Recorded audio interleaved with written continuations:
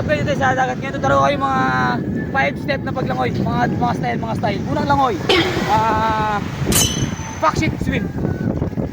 Backseat swim. First, last step is squatting. Diba?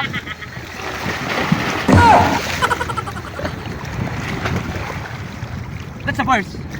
The second is what is the fucking shit. The second is fucking backstroke. Huh? That's the second. In the third, the fucking shit. There's left and right swimmer.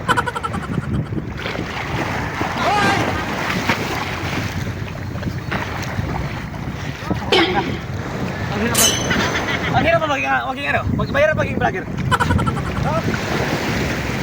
Tip is the you call